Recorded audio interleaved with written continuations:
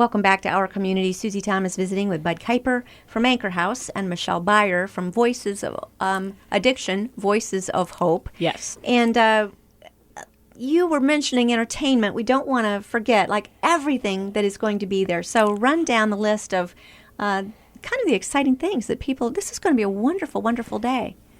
Well, we're going to start out with at one of the first stops is going to be the North Pole. Santa's going to be there, Mrs. Claus, a couple elves.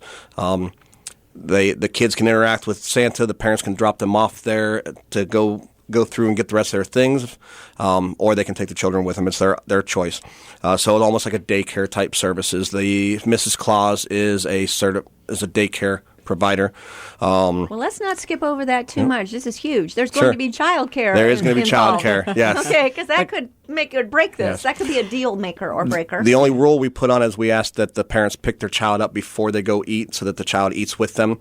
That way there's some kind of flow to the childcare so they're just not dropped off. So people can drop their child off at this fun winter wonderland, go get their hair cut and visit all the services, check out on all the things that they're going to need as far as just, personal being taken care of, and then go pick up your children and go have a wonderful meal. Yes. Mm-hmm. Okay, that's the flow of it. Yes. Wanted to make sure I had that straight. Okay, what else have you got? I haven't confirmed it yet. We may have the opportunity for showers. Wow. Looking at the schematics of the place that they used to have locker rooms there. I don't know if they're still in place. I haven't talked to the facilitator, the owner of the building. Mm-hmm. They may not be there. They may not be okay with us using them. But it's a possibility that we may be able to offer showers. So we need a lot of towels donated probably so they can take them home with them. Wow, that's fantastic. And then Michelle knows the rest of the entertainment. Besides, after you leave the North Pole, she's got most of the entertainment. We are just going to entertain the pants off of our guests. We have Ryan Humbert. He's an amazing, and as a matter of fact, if anyone used to listen to my show, Addiction Voices of Hope, the opening and closing song was Ryan Humbert. Oh, wow. And so we have John Tizovich, who's an amazing, he was a Broadway actor. Mm-hmm. He is a pastor now, but he's with the Players Guild, and he does A Christmas Carol. So we're hoping he does a little Christmas Carol for us. We have children singing, Christmas songs, and how beautiful to eat while you're listening to beautiful music or watching a show. So we're really excited. There might be more. I don't know. I have a wonderful person that I put in charge of what was supposed to be just my section of the food. Mm-hmm. He ended up just doing a wonderful job and facilitating the entire event. It's amazing. It's bigger than I could have ever imagined. What about you, Bud? We're really appreciative of all his efforts. I'm not an organized person, so things fall through the cracks a lot with me. And this is his strength. He's doing a phenomenal job. Yeah. And I think that him and I are on the same page with a lot of things. He calls me, goes, "I want to run this by you," and I say, "Yeah, perfect." He goes, "Okay, great." So we're on the same wave. So it's exciting to see something like this grow. Being the third year, you've maybe got some testimonies of what this has meant to other people. Can you tell us a little bit about it? Well, what have you heard?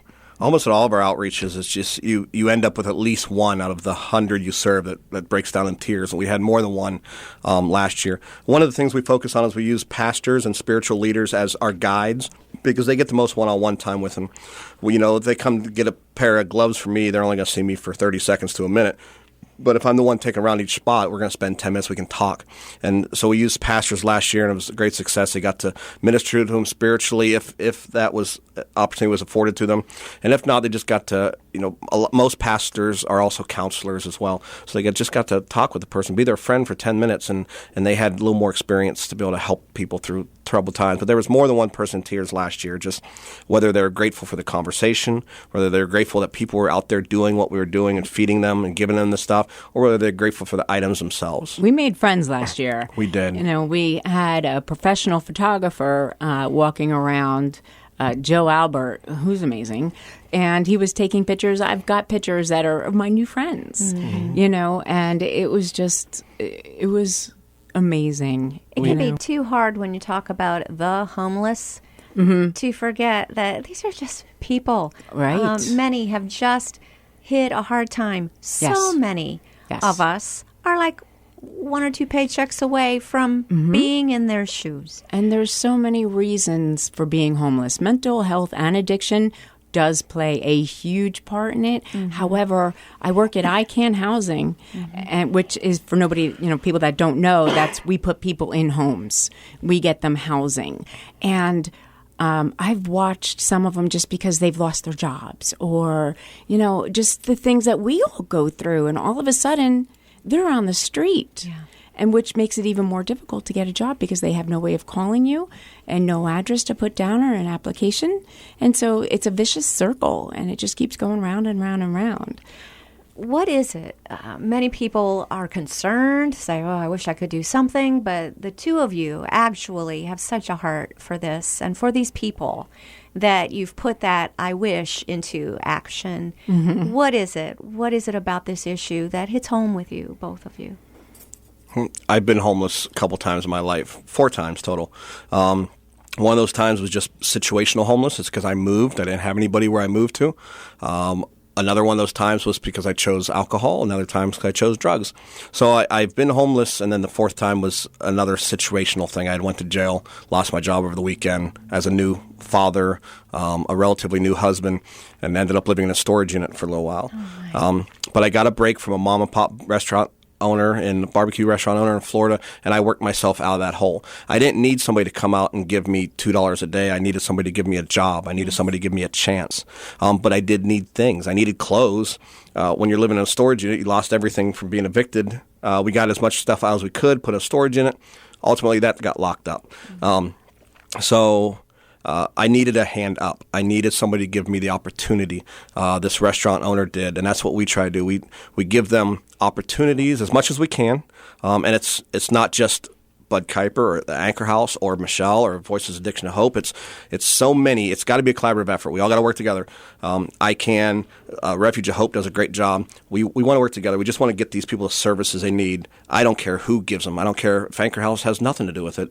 But if I can assist ICANN Housing, or if I can assist Refuge of Hope in something they can't do, that's what we're going to do. And aren't you just, talk about putting a face on something, aren't you just an inspiration? And for any of these people walking through this right now, for you to be able to say, I've been there, first of all, they must be surprised. And then second, that to be able to know that there is a way out and that you can direct them and help them find that way and find their way and get back onto a new path. It's funny that you say inspiration. Bud and I, you look at us and people look at me. They're like, there's no way you were in jail. Well, yeah, I was in jail. Drugs and alcohol took over my life. But Bud mentioned the storage unit, and I lost jobs and I had no money. I was losing my townhouse, and I packed everything up. I put it in a storage unit. I was going to live in my car. I was going to live in my storage unit. And then, of course, here comes Susie Thomas to the rescue, connecting me up with Jill Miller, whose house was empty for Pal Mission at that time because there was no funding, and I got to stay there. Otherwise, I would have been in my storage unit. That was a God thing for sure. Yeah. So, and again, Michelle, here you are putting a face on it. People look at you too and you think, okay, these are two fine, upstanding citizens who spend their every spare moment helping people who need help. But you do say, wow, why? And again, you've been there, you've walked in their moccasins, so to speak. And when I walk through, we have a drop-in center at ICANN, and they could just come in, get coffee or whatever, get warm. When I walk through that drop-in center and I tell them my story, they look at me like, wow, okay, it can be done. Now tell me how can it be done? And so that is part of my job. I do help them through it. And it's amazing when you can watch someone. It's so easy to cycle down because one loss can so easily lead to another loss. Yes. It's a little more difficult for one gain to lead to another gain and to cycle back up again. How did you connect those dots and start to, you both have great jobs now where you're helping others. Oh, I love my job. I have the best job in the world for the first time in my life. I started from jail. I got out of jail and started very slowly. I couldn't get a job. There's a situation. Had I not had someone to live with, I could not get a job because of my DUIs. Eventually, someone didn't check, and I got a job. but it's a step. I make little goals, and after I accomplish that goal, I'll make another goal, and for a person to be able to get to an interview can be difficult. To have the right clothing to wear to an interview, to, as you said, a shower. You need a shower before an interview. And that's where Bud's organization comes in. He can help you with the clothes. And I've gone there many times to get clothes for and clients. They have career clothes that somebody can wear to a job interview. Okay, from T-shirts to button-up shirts to dresses, to New Year's Eve dress-up clothes. Any kind of training involved in how to conduct yourself during an interview? Anchor House doesn't do that, but what we do, we don't want to duplicate the wheel or duplicate efforts. Men's Challenge, and it's just for men. I'm not sure. I'm sure there's a program out there for women. I'm not sure of it. But Men's Challenge does job skill training, job sets. They teach you how to drive tow motor if that's what you choose to do. They teach you how to work in a warehouse. There's a Canton office and Alliance office.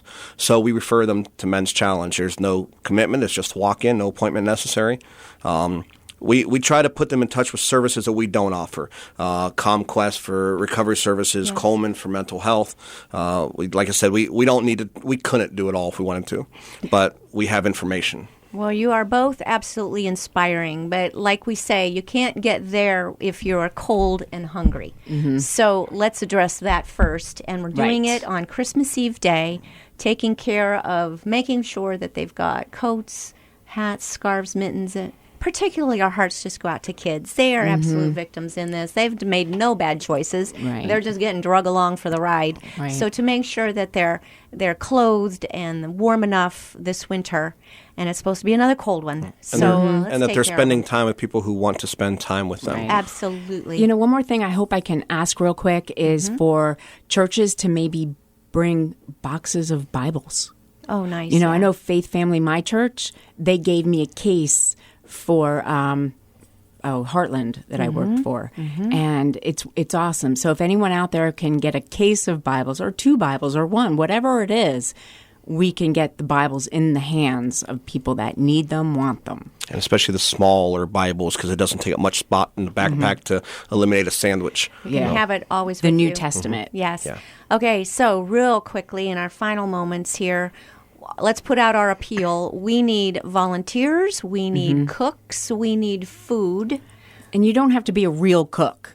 Right. You know, you don't have to be. I hear you. You know, so we need about 50 just for the food. Okay. And again, how do people get in touch with you and say, we've got a group, we'll be happy to do this? How do they do that, Michelle? For the food, they can get a hold of me through addictionvoicesofhope.com website and email me, and I will contact you right away. And for Bud, either the Anchor House Facebook page, facebook.com/Anchor House, or Crystal at 330-800-4726. Bud Kuiper, Michelle Beyer, A Family Christmas Eve. And also, we want to send you to this website, sharethewarmthstark.org. For more information, sharethewarmthstark.org or sharethewarmthohio.org.